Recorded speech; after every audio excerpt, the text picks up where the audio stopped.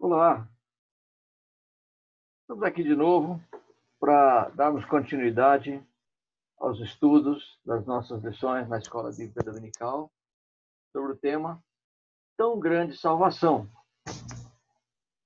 E hoje nós gostaríamos de estudar o tema de arrependimento e fé.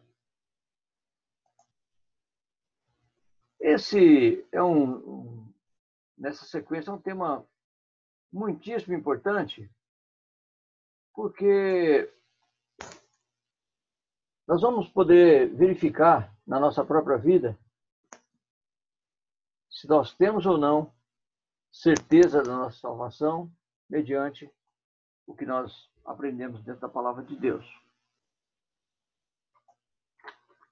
Gostaria de, inicialmente, fazer a leitura do texto de Mateus 21. Mateus, capítulo 21.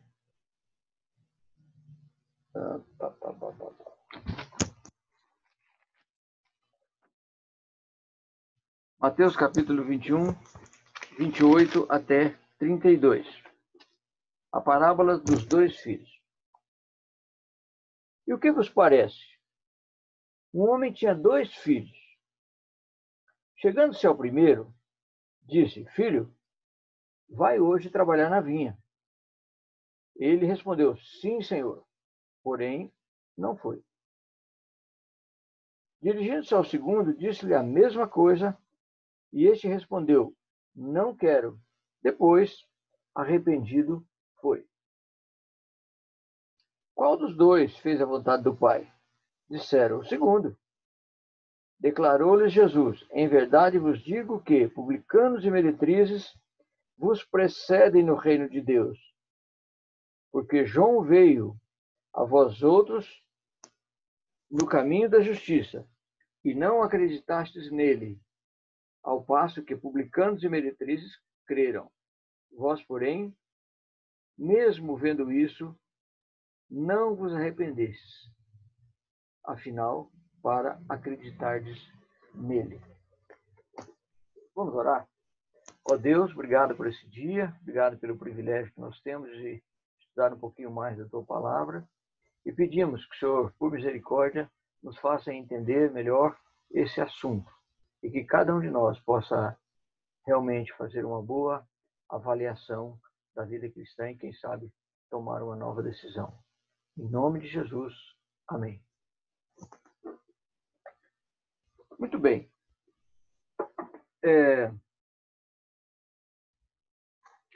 Vamos falar então primeiramente a respeito de arrependimento e tentar fazer uma definição. É claro que existe bastante confusão sobre esse tema, porque às vezes a pessoa pensa que é arrependimento e às vezes não é, depois de examinar detidamente a Escritura Sagrada. Então nós vamos inicialmente fazer o seguinte: vamos verificar o que não é arrependimento. Primeira coisa que não é arrependimento é o remorso. O que é o remorso?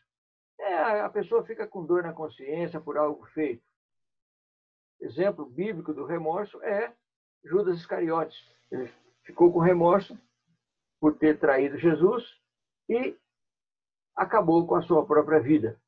Ou seja, o remorso leva para a morte, mas o arrependimento para a vida, como a gente vai acabar chegando à conclusão. O abandono de um mau hábito. Às vezes, simplesmente o fato da pessoa ter abandonado um certo mau hábito, ele pensa que se arrependeu. Parou de beber, deixou de roubar, enfim, algum mau hábito que a pessoa tinha que deixou, e às vezes ela pensa: não, eu me arrependi, tanto é que eu não estou mais roubando, não estou mais bebendo. Assim por diante.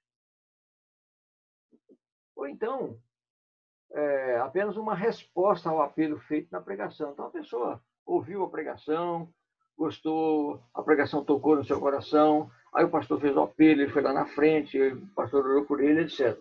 Então ele fica pensando: passei pela experiência do arrependimento, mas pode ser que não tenha. A pessoa se matriculou na classe do batismo. Puxa, a pessoa se matriculou na classe de batismo, então, beleza. Mas às vezes a pessoa foi porque o amiguinho foi, a amiga foi, assim por diante. E também o batismo automático. Só porque a pessoa cresceu no lar cristão, ela pensa, aqui em casa todo mundo é batizado, então vou batizar também. E imagina que ela passou pela experiência do arrependimento. Então, essas coisas não são arrependimento. Vamos verificar, então, ou então simplesmente a mudança de opinião sobre a religião. Essa religião é boa, essa sim, essa eu gostei.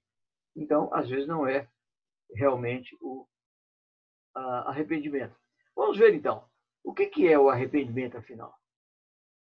Primeira coisa, quando a pessoa passa pela experiência do arrependimento, quando ela realmente entende que vivia uma vida de pecado, vivia uma vida distante de Deus, então ela passa a confiar em Jesus. Jesus passa a ser confiável, passa a ser suficiente, exclusivo e pessoal. Então, a partir daquele instante, Jesus é Deus, é o Senhor e é o Salvador. Então, é uma outra realidade. O que significa Jesus ser o Senhor? Então, ele é que vai comandar. Ele é o Salvador, é aquele que morreu para pagar os meus pecados. Ele é Deus, representante, a voz do Senhor aqui na terra. Então, Jesus passa a ser uma pessoa confiável. O pecado passa a ser um objeto de repúdio que deve ser abandonado e deixado. Então, quando a pessoa entende, eu sou pecador, eu cometo um monte de pecado, então eu me arrependo. Então, a partir daquele instante, a pessoa coloca no seu coração, a partir de hoje eu vou abandonar esse pecado, vou abandonar esse tipo de coisa que eu fazia. Então, ele abandona e deixa.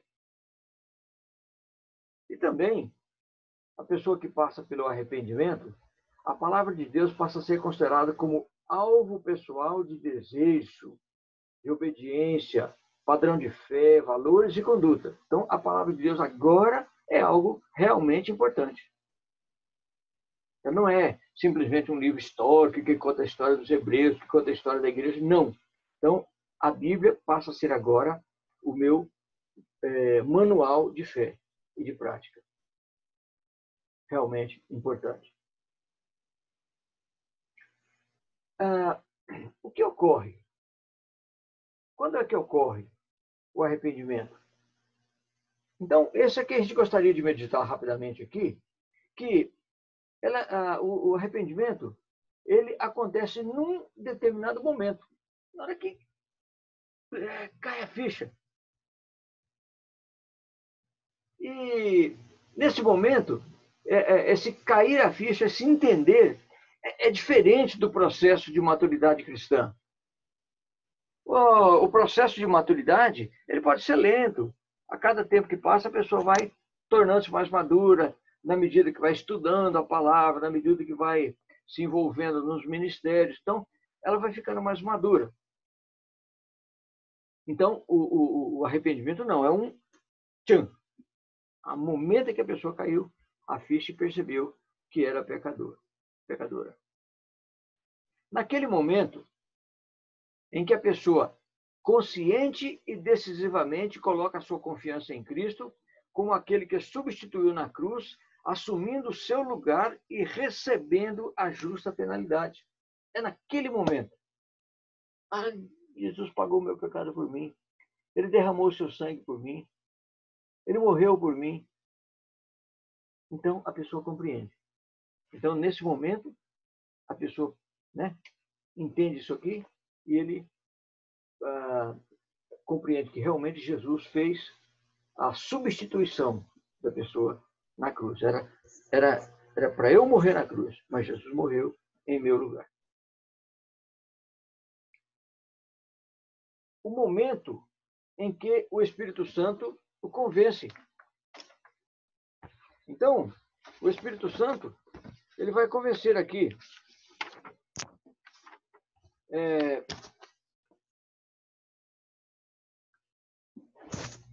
João 16, 8 a 11.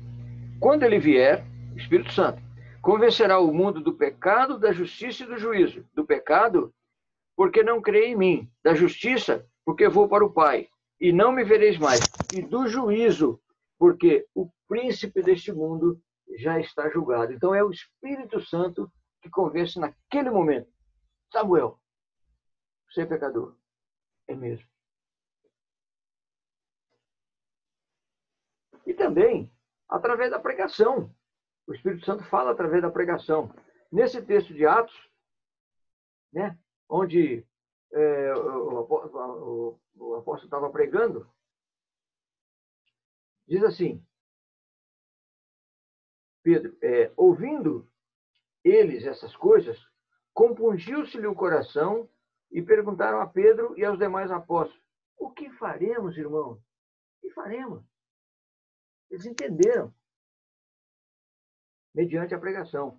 Respondeu-lhes Pedro, arrependei-vos e cada um de vós seja batizado em nome de Jesus Cristo para a remissão de vossos pecados e recebereis o dom do Espírito Santo. Então, na pregação de Pedro e dos demais apóstolos, as pessoas entenderam e o Espírito Santo os convenceu de pecado. Agora, nós vamos falar um pouquinho agora também sobre a importância do arrependimento. É muito importante. Primeiramente, porque esse tema ele é citado muitas vezes na Escritura Sagrada. No Antigo Testamento, no Novo Testamento, pelos profetas, por Jesus, pelos apóstolos, pelos escritores sagrados. Então, é citado. Então, o arrependimento é citado muitas vezes na Escritura Sagrada. Então, realmente, evidencia a sua importância.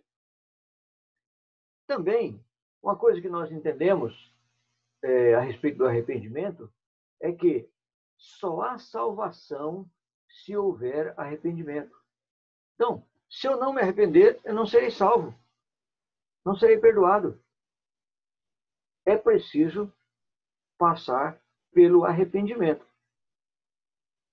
Né? Sem o arrependimento não há remissão de pecado. Agora, a gente gostaria de ver alguns resultados. Então, esses resultados aí nós podemos usá-los como um método de avaliação. Vamos olhar para nós mesmos e verificar se nós passamos por essa experiência, demonstramos esse resultado. Então, o primeiro deles é a conformação com o padrão celestial. A conformação com o padrão celestial.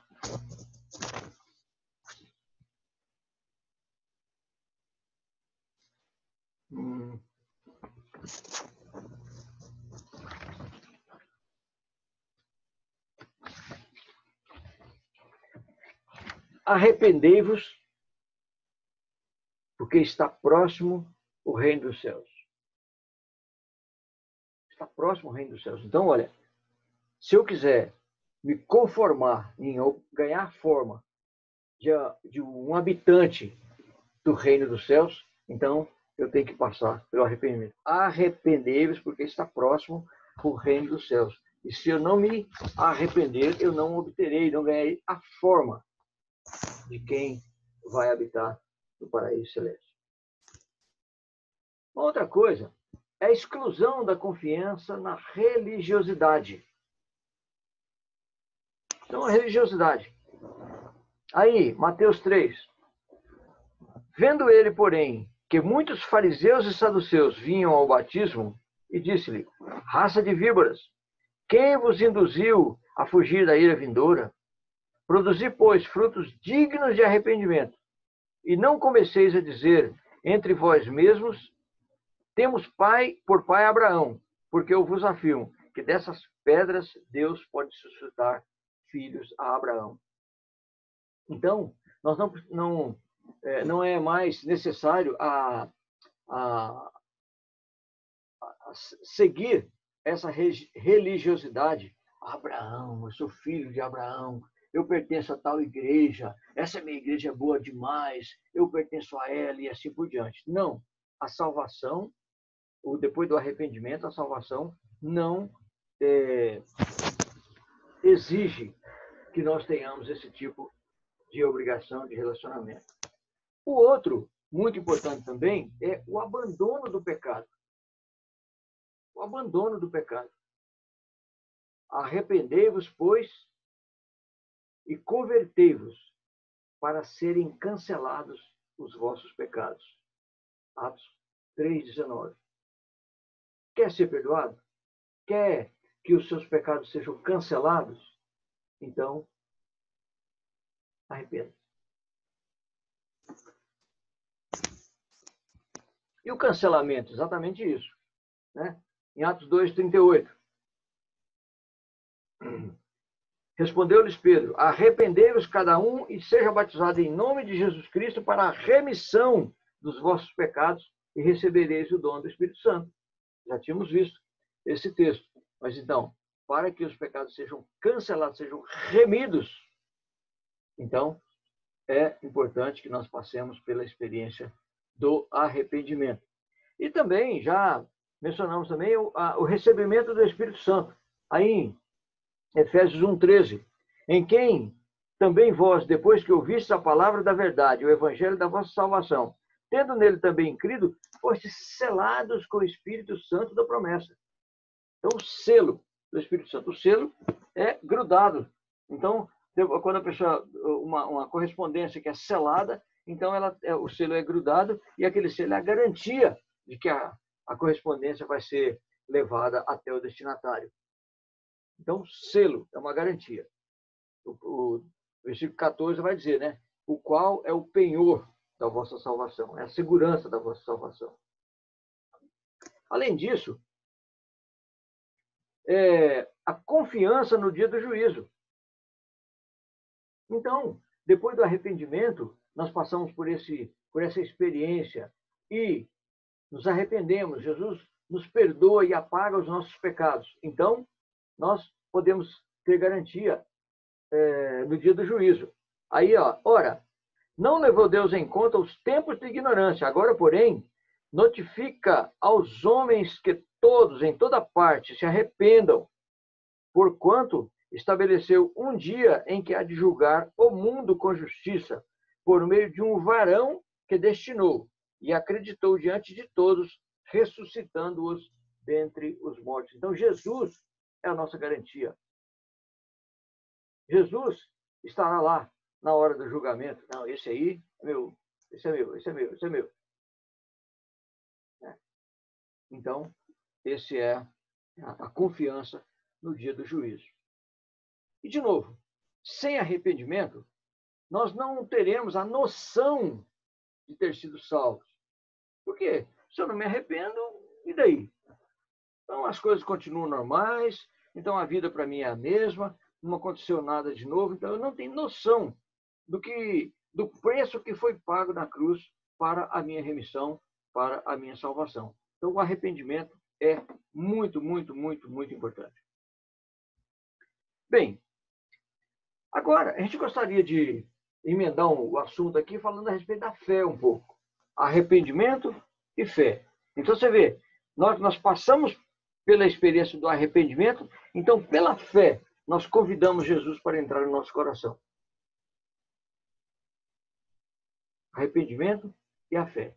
Agora, em termos de definição, a fé no Antigo Testamento surge de termos de raiz hebraica que quer dizer confiança digna, lealdade e fidelidade, confiante descanso em uma pessoa, em uma coisa ou num testemunho,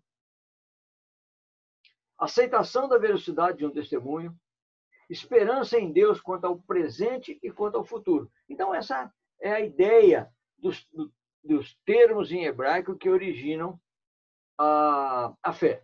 Agora, no Novo Testamento, nós podemos defini-lo melhor como um substantivo e como um verbo. Então, o substantivo, quando fala sobre no Novo Testamento, no texto sagrado, fala um substantivo, fé. Então, a fé é uma coisa. a fidelidade, um substantivo, a confiança, a lealdade. Agora, como verbo, o verbo cognato significa que eles são originários da mesma raiz da palavra, então todos saem da mesma palavra. Então é crer, estar convencido, confiar, dar crédito. Então a fé basicamente é isso, né? Crer, estar totalmente convencido, sem dúvida, confiar e dar crédito. Não é fé. Então a gente gostaria de, da mesma maneira como fizemos lá no arrependimento, então não é fé. A fé intelectual. Fé intelectual. Não basta saber. Então aí, Tiago 2,19 diz assim: crês tu que Deus é um só? Fazes bem. Até os demônios creem e tremem. Então, o saber só saber que Jesus salva, não é importante. E a fé histórica? Nicodemos sabia a história, mas ele teve que passar pela experiência do novo nascimento, pela fé. O rei Agripa quase acreditou nos profetas, quase aceitou a fé, mas ele não tinha a fé salvadora, ele apenas conhecia a história de que Jesus ia aparecer, de que era que havia uma profecia, assim, assim, assim. Então ele diz que você quase me convenceu, mas ele faltou a fé salvadora. E aquela fé miraculosa, né? Buscar o que ele pode oferecer, não salva. Simplesmente correr atrás. Então João 6. Vendo, pois, os homens, o sinal que Jesus fizera, disseram: este é verdadeiramente o profeta, o que havia de vir ao mundo. Sabendo, pois, Jesus que estavam para vir, com o intuito de arrebatá-lo para o proclamarem rei, retirou-se novamente sozinho para o monte. Então, simplesmente correr atrás de Jesus, porque Jesus pode fazer alguma coisa por nós, não é fé. Outra coisa, a fé temporal. Sabe, aquela fé que vem e vai embora, dura pouco. Como se lembrando daquela parábola do semeador, né, a semente caiu sobre a terra rochosa. Ela nasceu, mas como não tinha raiz, acabou morrendo. Então não é fé. Agora, o que é fé? Então vamos ver alguma coisa a respeito da fé. O que é? Verdades bíblicas. Verdades a respeito da fé bíblica. Então, primeira coisa, que a fé, ela é individual. Da mesma maneira como nós nascemos sozinhos, iremos morrer sozinhos, a fé também é individual. Não é porque o meu pai crê que eu também creio. Não é porque meu pastor crê que eu também creio. Não. A fé é individual. Cada um tem que ter a sua. Cada um tem que passar pela sua experiência. A fé é uma confiança pessoal. Confiança pessoal. Coisa minha mesmo. Não é mística, imaginária, psicológico, relativa, porém é real. Ela é real e atinge a esfera intelectual, isto é, o reconhecimento real e positivo do Evangelho. Eis que eu vos trago boas novas que é para a salvação. Então, o Evangelho é real. Também na esfera emocional. Nós somos atraídos por coisas boas, atraídos por verdades, atraídos por coisas justas. Então, a fé nos leva a ser atraídos para Jesus, porque ele encarna tudo isso, a justiça, o juízo, a bondade, o amor. E também ela atinge a parte da vontade, né? Toma posse da verdade da pessoa de Cristo. Eu quero tomar posse. Eu quero Jesus para mim. Eu quero essa verdade para mim. Eu quero essa experiência para mim. Então, toma posse. E depois, é uma confiança relacional. Né? Nós lemos aqui em João 1,12, dizendo assim: mas a todos quantos o receberam, deu-lhes o poder de serem feitos filhos de Deus, a saber, os que creem no seu nome. Então, a fé bíblica, ela nos traz para uma família. Nós temos agora, então, um relacionamento de família. Mas todos quantos receberam, Deus o poder de serem feitos filhos de Deus. Então, temos um relacionamento familiar aí. Bem, agora, já caminhando para o final, vamos pensar rapidamente aqui sobre as evidências da fé. A fé é evidente? Como eu posso saber, pessoalmente, se eu tenho fé? Ou como uma pessoa de fora vai olhar para mim e saber que eu tenho fé? Então, a fé, ela tem dois tipos de evidência. A primeira é a evidência interna. A evidência interna, que é exatamente a presença do Espírito Santo na nossa vida. Vós, porém, não estáis na carne, mas no Espírito, se de fato o Espírito de Deus habita em vós. E se alguém não tem o Espírito de Cristo, esse tal não é dele. Esse tal não é dele. Então, a fé é uma evidência interna. Eu sei, eu tenho o Espírito Santo dentro do meu coração, dentro da minha vida. Né? Então, como selo, como diz lá em Efésios 1,13. E também temos as evidências externas. Como evidência externa, vamos falar primeiro aqui sobre a fome e obediência à palavra de Deus. Aquele que tem os meus mandamentos e os guarda, esse é o que me ama. Então, nós corremos atrás da Escritura Sagrada para poder entender, para poder obedecer e para poder viver de acordo com aquele padrão. Então, uma evidência externa da fé é o desejo de viver conforme ordena a Escritura Sagrada pela bondade de Deus. Outra coisa é o desejo de orar. Sede pacientes na tribulação e na oração perseverantes. Orai sem cessar.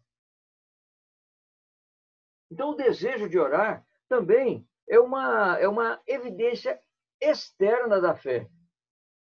As pessoas de fora veem, né, que nós oramos constantemente, e nós também percebemos, puxa, eu oro assim, tal hora, desse jeito. Eu oro por esse motivo, por aquele motivo, por tais motivos. Então, a oração faz parte da minha vida.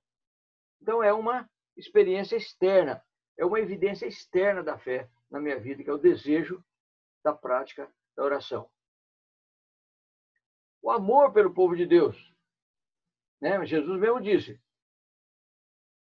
eles saberão que vocês são meus discípulos se fizerem se amarem uns aos outros. Saberão que são meus discípulos se amarem uns aos outros. E aqui, novo mandamento vos dou, que vos ameis uns aos outros. Em João 13. Novo mandamento, que vos ameis uns aos outros.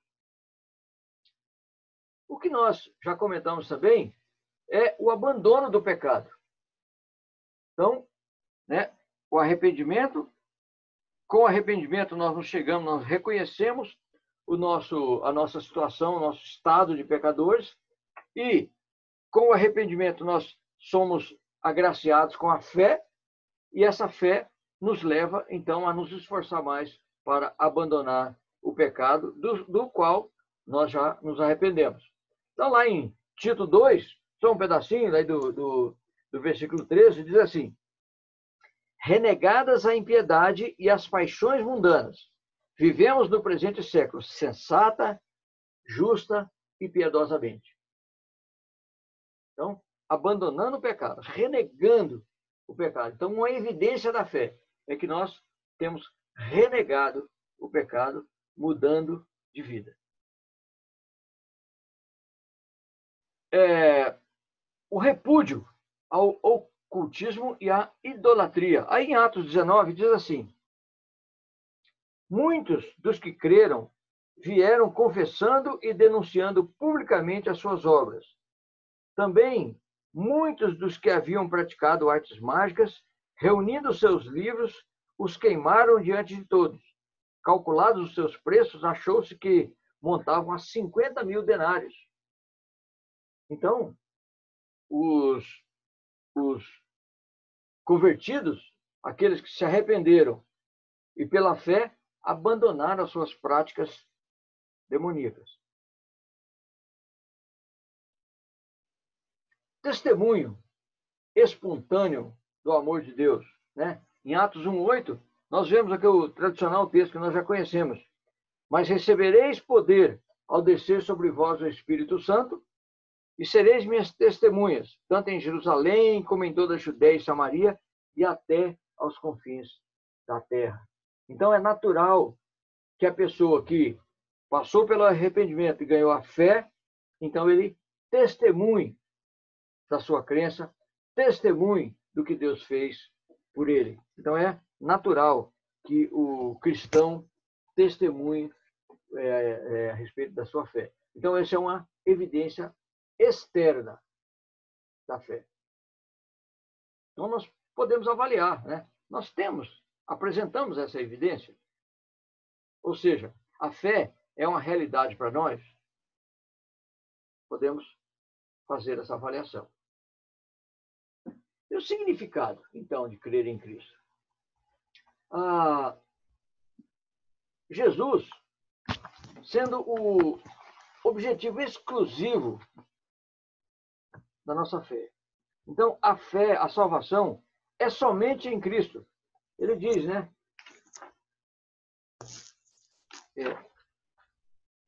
Só há um caminho. Eu sou o caminho, a verdade e a vida, e ninguém vem ao Pai senão por mim. Então, o objetivo exclusivo da fé salvadora é Jesus, é olhar para Jesus. A fé é em Jesus. Crer em Jesus significa que não precisamos mais depender de rituais, religiosidade, boas obras, piedade, instituições religiosas e assim por diante. Não precisamos mais disso, porque a salvação é pela fé. E o justo viverá pela sua fé. E essa fé é somente pela graça. Somente pela graça. Então, a fé que Deus distribuiu a cada um conforme lhe apraz. Então, irmãos, esse realmente é um assunto bastante importante, bastante vivo na nossa vida e onde nós podemos fazer avaliações de tudo. Passamos pela experiência do arrependimento, né? Temos deixado, né? Resolvemos deixar os pecados que praticávamos antes. Eu tenho uma nova vida e a minha fé, eu tenho demonstrado a minha fé conforme essa lista aqui.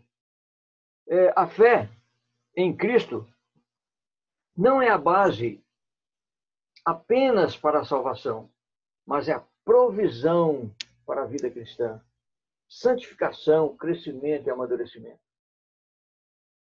Que você, como salvo, possa a cada dia reafirmar as palavras de Paulo. Já não sou eu quem vive, mas Cristo vive em mim.